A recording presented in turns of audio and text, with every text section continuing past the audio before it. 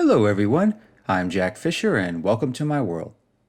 And when it comes to getting into the world of comics, I get it. It can be daunting. Whether you're a total newbie, a lapsed fan, or just an occasional reader, there's just so much to explore and take in. That's especially true for books and franchises that have been around for decades. Just trying to keep up can be overwhelming. Sometimes you just need a good entry point, a refresher of sorts that retells a familiar story in a fresh way. It doesn't completely change or reinvent that story, it just presents it in a way that a kid in 2021 can enjoy just as much as a kid in 1961. And that's exactly what Marvel attempted to do with their Season 1 series back in 2011.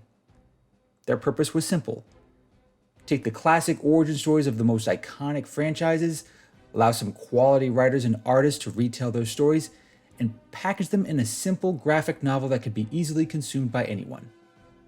For the most part, these books were simple, familiar, and, most importantly, faithful retellings of classic Marvel moments. Some were more enjoyable than others, but a few stood out in unexpected ways. And one such book was Fantastic Four Season 1 by writer Alberto Aguirre-Sacasa and artist David Marquez. Now, most comic book fans know the story of the Fantastic Four. Hell, even casual fans who haven't followed comics for years probably know that story. It goes like this. Four ambitious explorers, Reed Richards, Sue Storm, Johnny Storm, and Ben Grimm, take off in a spaceship. They encounter a strange wave of cosmic radiation. They crash back on Earth and find out they have superpowers. And with those powers, they become the Fantastic Four, Marvel's famous first family of superheroes. They are among Stan Lee and Jack Kirby's most famous creations. And while their reputation took a hit by some less than successful movie adaptations, they have an important place in the history of comics. I would go so far as to say you cannot have modern comics as we know them without the Fantastic Four. This book celebrates that legacy much more so than other Season 1 books. And it does this by retelling this classic story in a more modern setting, and with a touch of nuance. Yes, there's still their famous journey into space, and yes, there's still that fateful encounter with a cosmic storm.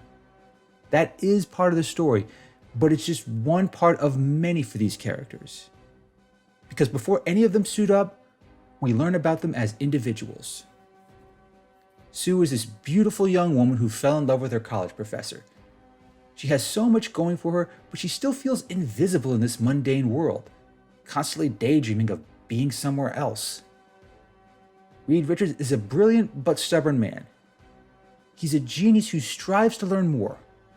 He's not motivated by money or power. He seeks knowledge, but to get it, he has to break a few rules, namely those that prevent private citizens from illegally flying a spaceship.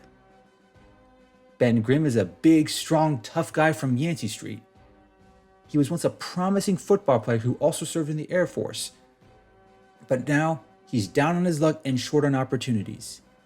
And the only one who can give him any opportunities is his old friend and college roommate, Reed. And Johnny Storm is the outgoing, energetic guy who just loves to act before he thinks, taking chances and looking good while doing it. He often causes trouble and pushes people's buttons, but he has a good heart, as well as a charm that few women can resist. These four aren't just Marvel's first family.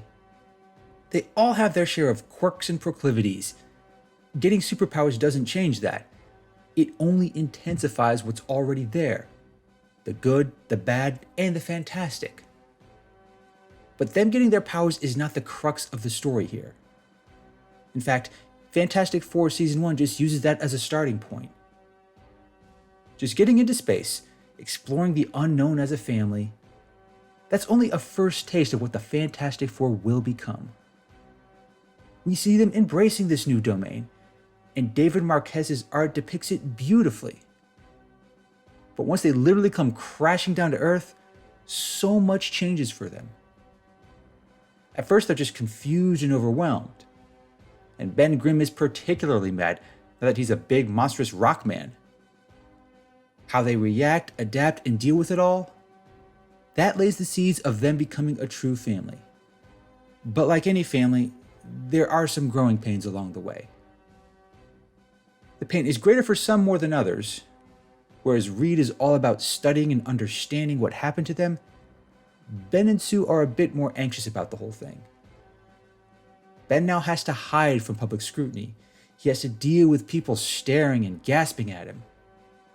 There's this sense that he's lost something important, even though he's gained superpowers. And Sue finds herself feeling even more invisible than before. Now it's even easier for her to hide from the world. On top of that, Reed, Ben, and Johnny keep trying to protect her, as they call it, want to keep her from all these newfound dangers. But she ultimately proves herself to be far more capable than anyone expects, herself included. Reed may be the brains, Ben may be the muscle, and Johnny might have the firepower, but Sue is the glue that binds them and the heart that guides them. Even though she has superpowers now, her heart is still her strongest weapon. It's what helps her and the team win their first encounter with Mole Man. It also helps establish to the world who the Fantastic Four are and what they stand for. From there, a greater vision emerges for the team and for the family. It's very much an extension of the vision Reed originally had when they journeyed into space. They still seek to explore, study, and understand the vast cosmos around them. Now that they have superpowers, they're even more equipped to do so than before.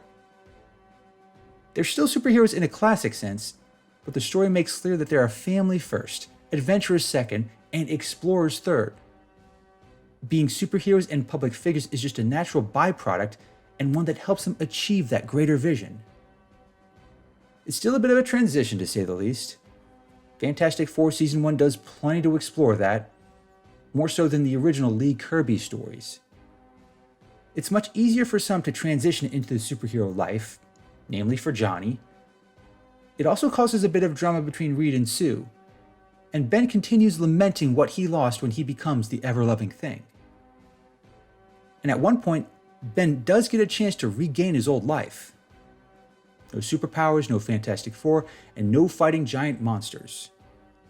But, much like Sue, he has a big heart and a genuine love for his new family.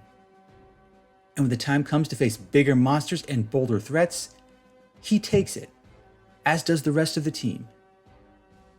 By the end, they all grow into that unique family dynamic that we've all come to associate with the Fantastic Four. They all know who they are, they see what they can do, and they're in a position to do so much more as this superpowered family than they could ever do on their own. It's a beautiful thing, a perfect manifestation of what makes the Fantastic Four so fantastic. It's a spirit that none of the movies have fully captured to date, and hopefully Marvel Studios will succeed where those other movies came up short.